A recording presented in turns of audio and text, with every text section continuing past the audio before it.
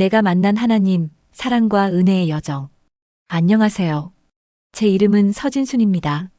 저는 모태신앙으로 고신교회에서 오랫동안 신앙생활을 해왔습니다. 삶의 어느 순간 죄로 인해 하나님과 멀어진 적도 있었지만 제 마음 깊은 곳에는 언제나 나는 그리스도인이다라는 분명한 자각이 자리 잡고 있었습니다. 두 얼굴의 하나님, 그리고 사랑의 예수님. 어린 시절 제가 알고 있던 하나님은 마치 두 얼굴을 가진 분 같았습니다. 어려운 일이 닥쳤을 때는 도와주시지만 잘못을 저지르면 곧바로 벌을 내리시는 그런 무서운 분이었죠. 이런 이미지는 집안 분위기와 교회 학교 교육의 영향을 그대로 반영한 것이었습니다. 그래서 제 마음속에는 자연스레 이상한 구분이 생겼습니다. 하나님은 무섭고 엄격하신 분, 예수님은 따뜻하고 사랑이 많은 분. 힘들고 억울할 때는 예수님께 하소연했고, 죄를 지었을 때나 하늘에서 벌이 내릴 것 같은 두려움이 몰려올 때는 무서운 하나님 앞에 무릎 꿇고 용서를 빌었습니다. 당시 저는 아직 어렸고 성경을 스스로 읽을 능력이 없었기에 주일학교에서 배운 성경 이야기가 전부였습니다. 게다가 하나님 아버지라는 호칭도 제게는 두려움의 대상이었습니다. 제게 아버지는 엄하고 무서운 존재였으니까요. 주일학교에서 들려주던 하나님은 대부분 심판자였고 잘못한 이들에게 벌을 내리시는 분으로만 그려졌습니다. 어린 마음에 하나님은 자비보다는 두려움으로 먼저 다가오는 분이었습니다. 여호와 하나님을 처음 만난 날, 성령 체험을 한 어느 날 하나님께서 제게 말씀하셨습니다. 나는 여호와 하나님이다. 그 순간 제 안에 무지한 생각이 떠올랐습니다. 예수님과 성령님 외에 여호와 하나님이 지금도 말씀하시나? 여호와 하나님은 구약 시대에만 나타나셨던 분 아닌가? 지금은 신약의 시대, 성령님이 역사하시는 시대 아닌가? 정말이지 제 지식은 너무나도 얕았습니다. 성령을 체험했지만 하나님에 대해 제대로 알지 못했습니다. 여호와 하나님이라는 이름이 선포되는 순간 저는 두려움에 무릎을 꿇었습니다. 제가 엎드리자 여호와 하나님께서 조용히 말씀하셨습니다. 얘야, 그럴 필요 없단다. 하지만 저는 고집을 꺾지 않았습니다. 여호와 하나님께서 말씀하시는데 무릎 꿇는 것이 당연하지 않습니까? 지금 돌아보면 참 우스워 보이기도 합니다.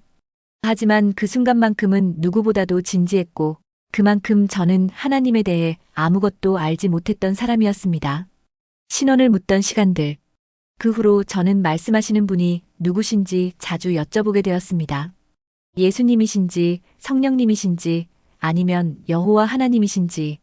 영의 눈으로는 예수님이 말씀하실 때 주님이심을 알 수 있었지만 여호와 하나님과 성령님의 음성을 분별하는 것은 쉽지 않았습니다. 음성이 더 크거나 더 엄하거나 더 힘차다고 해서 누구신지를 구별할 수 있는 것이 아니었습니다. 그분의 음성은 귀가 아니라 마음으로 들리는 것이니까요. 더 무겁고 중요한 말씀을 하실 때는 여호와 하나님이 직접 말씀하시려나? 이런 식으로 스스로 짐작해보기도 했지만 제게는 해당되지 않았습니다. 말씀의 무게나 내용으로 구분하는 것은 불가능했습니다. 그렇다고 매번 하나님께 지금 말씀하시는 분은 여호와 하나님이신가요? 성령 하나님이신가요? 하고 여쭤볼 수도 없는 노릇이었습니다. 결국 저는 누가 말씀하시든 그분이 하나님이시라는 사실 하나만으로도 감사하며 귀 기울이는 법을 배워야 했습니다.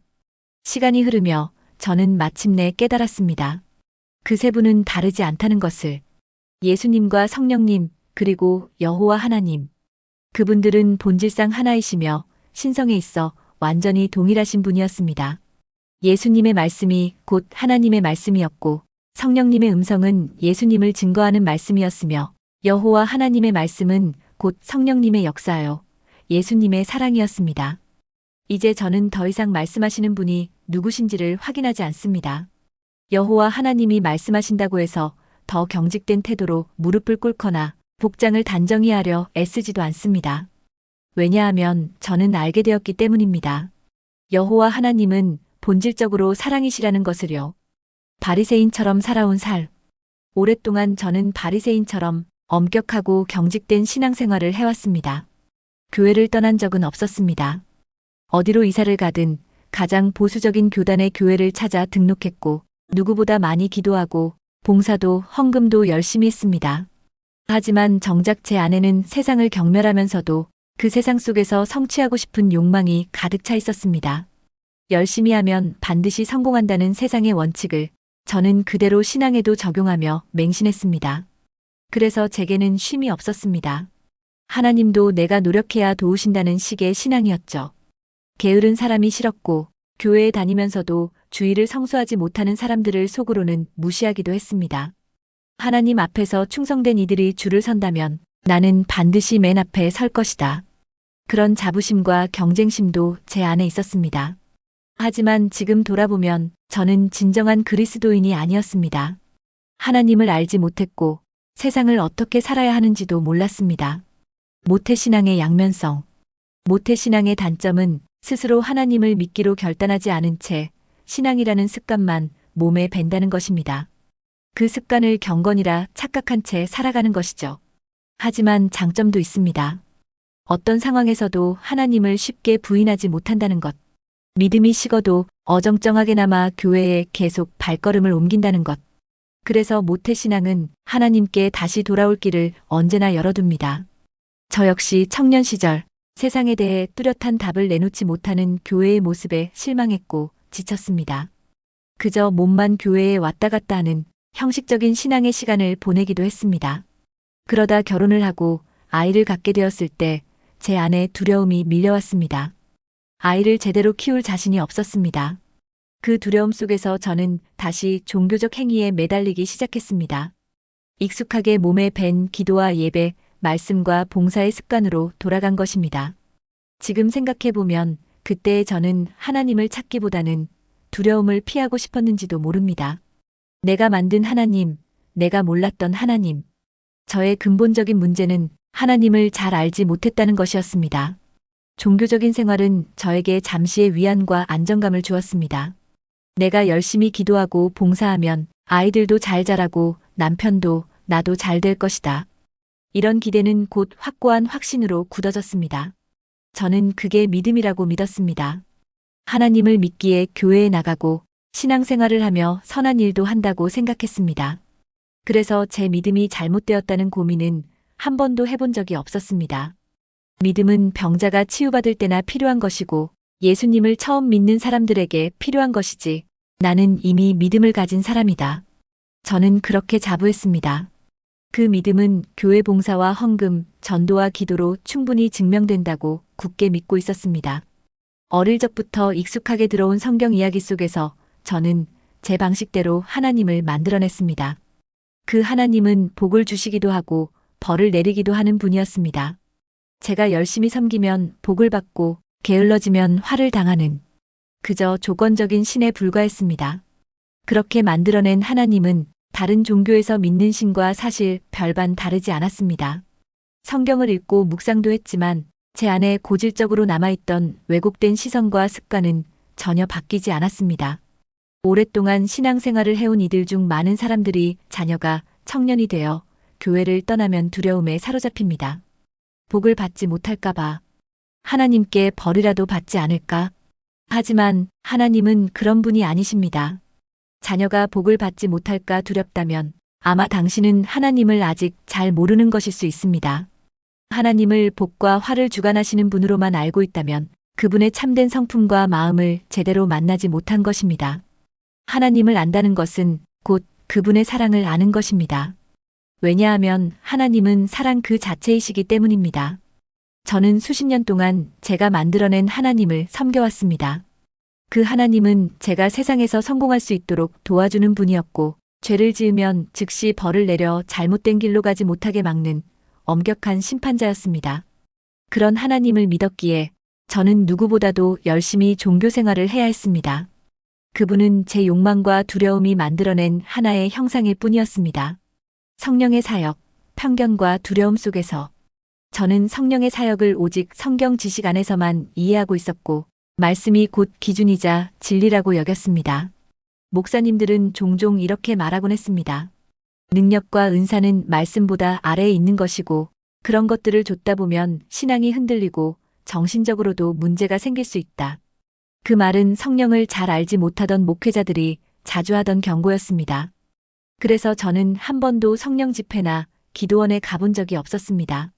당시에는 여의도 순복음교회의 조용기 목사님 사역이 교단 안에서 문제시되던 분위기였고 많은 목회자들이 이를 이단적으로 바라보았습니다. 은사에 대해 호기심은 있었지만 성령의 기름 부음이나 체험을 갈망해 본 적은 한 번도 없었습니다. 예상치 못한 하나님의 은혜와 변화. 그런 저에게 하나님은 뜻밖의 은혜를 부어주셨습니다. 그 일은 단 한 번의 기도로 시작된 깊고 강한 기름 부음이었습니다.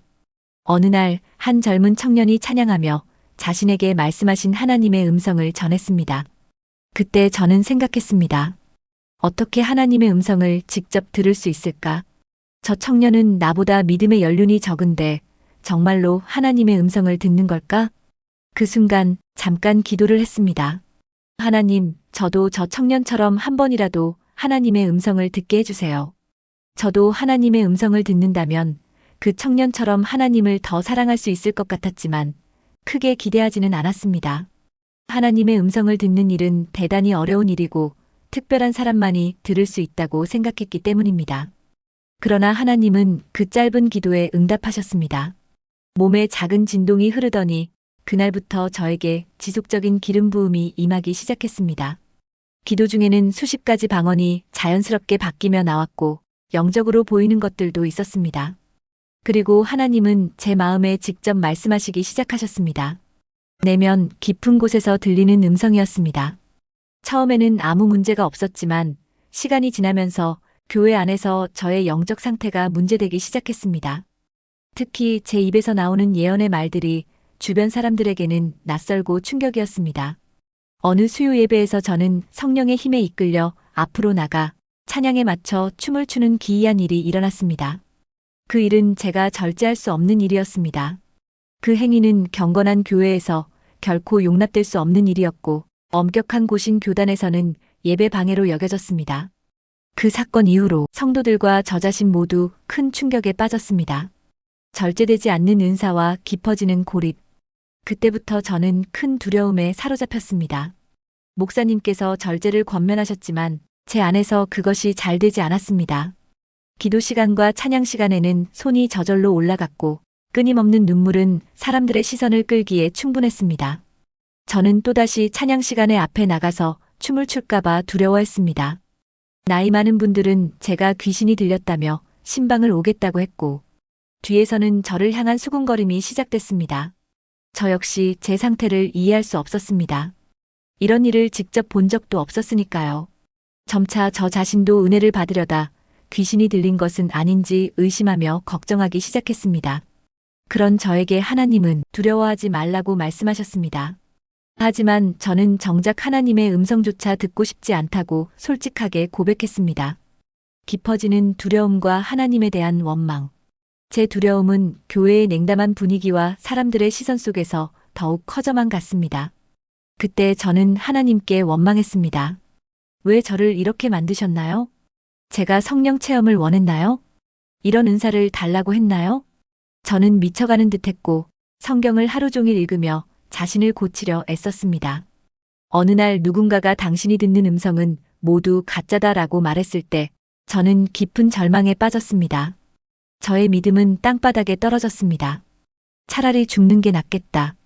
예수님을 잘 믿으려다 이렇게 되다니 저는 하나님을 신뢰하지 못했고 오히려 하나님을 비난했습니다. 귀신이 들린 상태로는 천국에 갈 수 없다는 두려움이 저를 짓눌렀습니다. 이제는 죽어도 지옥에 가겠구나.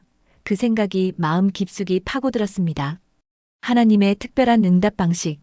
제가 하나님의 음성을 듣지 않으려 하자 하나님은 저에게 자신을 신뢰하라고 말씀하셨습니다.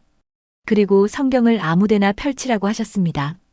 제가 펼친 성경책에서 처음 눈에 들어오는 구절마다 제가 궁금해하는 답이 적혀 있었습니다. 그 일은 너무 신기했고 사람의 힘으로는 할 수 없는 일이었습니다. 저는 하나님을 시험해 보았고 하나님은 저의 모든 질문에 제가 무작위로 펼친 성경 구절로 답하셨습니다. 내가 듣는 음성이 귀신의 소리이거나 단지 내 생각일지도 모른다는 의심을 하나님께서 주신 그 성경 구절들로 사라지게 하였습니다. 하나님은 제가 그분의 음성에 확신을 가질 때까지 한동안 성경을 통해 저와 대화하셨습니다. 전환점이 된 아들의 말씀 선포. 어느 날 초등학생이던 아들의 입에서 뜻밖에도 성경 구절이 튀어나왔습니다. 마귀를 대적하라, 그리하면 피하리라. 아들은 나이는 어렸지만 믿음이 매우 깊은 아이였습니다. 그때가 한창 주일학교에서 성경을 열심히 암송하던 시기였습니다. 아이는 성경 구절을 외우는 중이었습니다.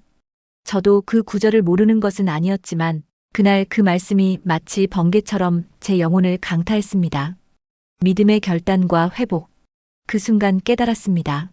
내 불안과 두려움은 하나님께서 주신 것이 아니었습니다. 저는 그 자리에서 회개했습니다. 그리고 마귀를 향해 당당히 선포했습니다. 나는 넘어지지 않을 것이다. 나는 하나님의 자녀이고 나의 삶을 하나님께 맡겼다. 나는 반드시 천국에 갈 것이며 결코 잘못될 리가 없다. 하나님은 나를 사랑하신다. 그 말씀을 선포하며 저는 믿음을 선택했습니다. 순종의 삶과 새로운 시작. 그날 이후 저의 믿음은 점점 차올랐고 하나님의 음성에 100% 순종하기로 결심했습니다. 때로 하나님의 말씀이 상황에 맞지 않아 보이고 하기 싫을 때도 있었지만 저는 적극적으로 순종하는 길을 택했습니다. 제가 혹시 음성을 잘못 듣고 실수하더라도 하나님께서 책임져 주신다는 확신이 생겼습니다. 잘못될 리 없다는 믿음이 제 마음 깊이 자리 잡았습니다. 이 경험을 통해 저는 하나님의 음성을 듣고자 하는 많은 이들을 도울 수 있게 되었습니다. 성령의 기름 부음과 예언의 은사. 성령이 임하면 은사가 나타납니다. 하나님은 우리에게 어떤 은사가 필요한지 아십니다. 그래서 그 사명과 사역에 맞는 은사를 주십니다. 예언의 은사는 자신의 의지와 상관없이 입에서 나오는 하나님의 말입니다. 성령께서 그 말을 주장하십니다. 그래서 예언하는 자는 그 말을 하기 전에 자신이 무슨 말을 할지 모르는 상태에서 입을 엽니다. 그렇기에 예언하는 사람은 하나님을 신뢰해야 합니다. 하나님께 입을 맡겨야 합니다. 예언하는 자들의 많은 실수는 자신이 원하는 말을 하고 싶을 때 또는 상대가 원하는 말을 해주고 싶을 때 하나님의 뜻이 아닌 자신의 소리를 내는 것입니다. 그렇기에 그런 예언은 하나님께 영광이 되지 못합니다. 모순적인 상황들. 정말 모순적인 것은 교인들이 손가락질하면서도 뒤에서는 찾아와 자신의 미래를 점쳐달라고 한 것입니다. 제가 예언을 한다는 소리를 듣고 말이죠. 사람들의 이런 태도에 저는 크게 충격을 받았습니다. 제가 입을 열지 않자 화를 내는 여집사도 있었습니다. 그 은사가 당신 것이냐? 하나님이 우리를 위해 주셨는데 왜 가르쳐주지 않느냐며 비난했죠. 그녀가 묻는 질문은 어디로 이사를 가야 하는지, 동쪽으로 갈까 서쪽으로 갈까 하는 문제였습니다. 누군가는 사진을 들고 찾아오고 생년월일을 적어서 가져오기도 했습니다. 저는 이 모든 현실에 충격을 받았습니다. 왜 그리스도인들이 점을 치러 나에게 찾아오는 것일까요? 그들의 간절한 문제들. 그들이 저를 찾아와 묻는 내용들은 자신들에게는 간절한 일상의 문제들이었습니다. 그 문제들은 대체로 자신 가족의 성공과 직결된 문제들이었습니다. 어떻게 하면 실수하지 않고 이 땅에서 부유하고 행복하게 살 수 있을까 하는 것들이었죠. 가끔 자신의 사명을 묻는 사람들도 있었지만 아주 극소수였습니다. 대부분은 신학교 가고 싶지 않아서, 어릴 때 한 서원을 지키고 싶지 않아서 찾아왔습니다. 하나님의 마음과 사람들의 관심. 제 입에서 나오는 하나님의 말씀은 그들이 원하는 답을 주지 않았습니다.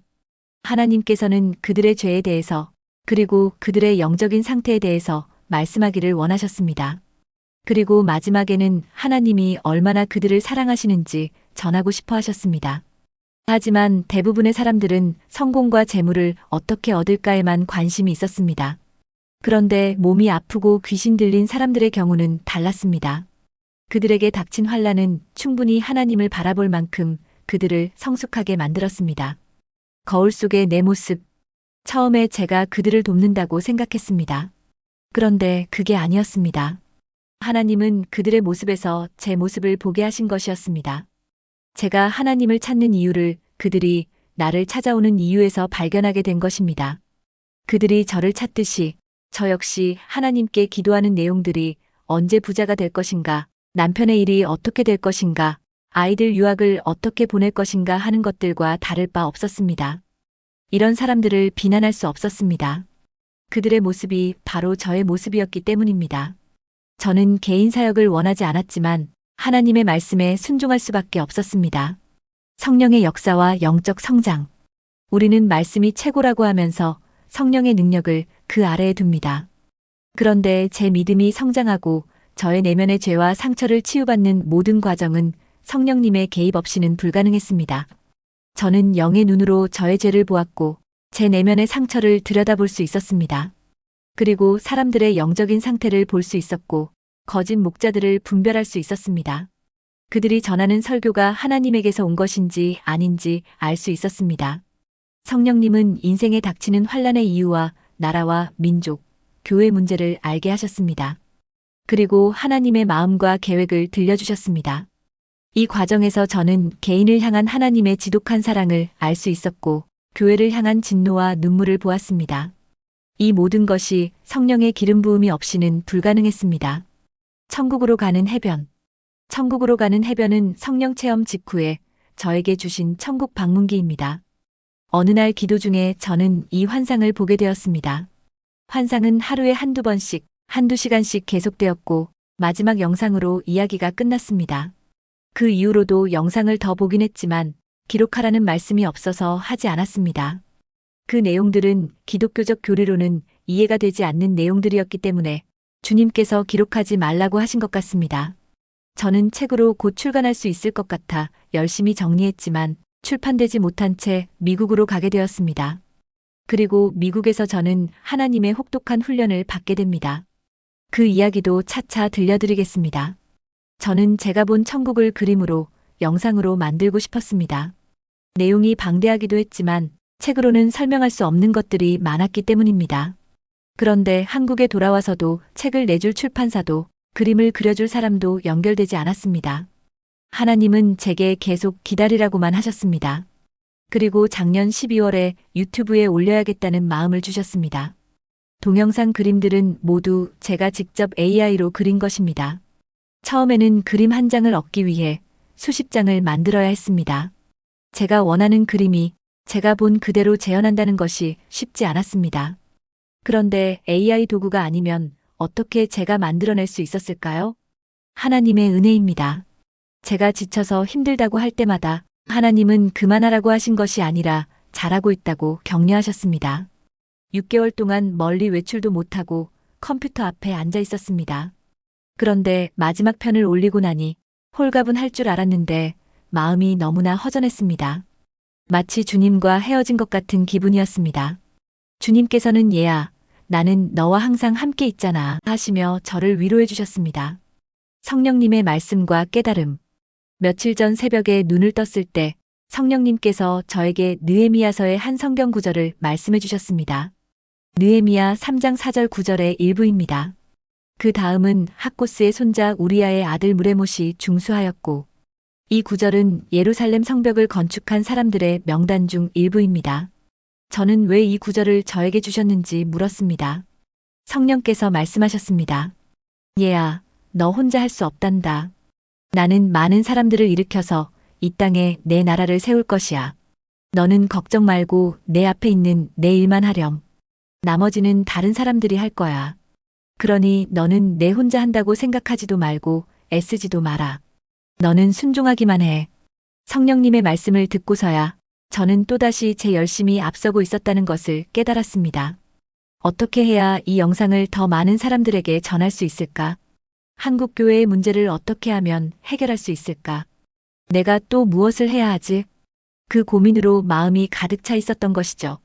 사실 저는 늘 그 해야 한다는 열심 때문에 넘어지고 지치곤 했습니다. 하나님의 일을 하면서도 마치 그 책임이 온전히 내 몫인 것처럼 짊어지고 있었던 겁니다.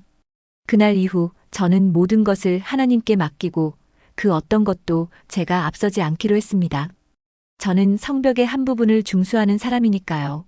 나머지는 하나님이 세운 다른 분들이 할 것입니다. 쇼츠 영상. 제가 올리는 쇼츠 영상들은 새벽 기도 시간에 주시는 말씀을 받아 만들어 올립니다. 많은 설명이 필요할 수도 있지만 그건 제 개인적인 생각일 뿐입니다. 많은 분들이 쇼츠 영상을 보시고 은혜 받으시길 간절히 바랍니다. 진정한 신앙은 하나님의 사랑을 깨닫는 것. 성령의 기름 부음은 하나님의 크신 은혜였습니다. 모태신앙으로 평생 교회를 다녔지만 저는 하나님을 제대로 알지 못했습니다. 종교적 열심과 봉사로 하나님께 인정받으려 했지만 그것은 참된 신앙이 아니었습니다. 진정한 신앙은 하나님의 사랑을 깨닫는 데서 시작된다는 것을 알게 되었습니다. 하나님의 음성을 듣는 것은 특별한 사람만의 특권이 아닙니다. 하나님의 자녀라면 누구나 아버지의 음성을 들을 수 있습니다. 지금 영적인 혼란 가운데 있다면 두려워하지 마십시오. 하나님은 결코 여러분을 버리지 않으십니다. 오히려 그 혼란 속에서 더욱 깊은 사랑을 경험하도록 인도하십니다. 성령의 역사는 우리의 죄와 상처를 치유하시고 하나님의 참된 사랑을 알게 하시는 놀라운 은혜입니다. 제가 이 간증을 나누는 이유는 단 하나입니다. 하나님은 무한한 사랑으로 우리를 감싸고 계신다는 것을 알리기 위함입니다. 이것은 제 이야기의 시작일 뿐입니다. 하나님은 지금도 여러분을 한결같이 사랑하고 계십니다. 그 사랑을 믿고 여러분의 삶 속에서 그분의 음성을 들으시길 진심으로 바랍니다.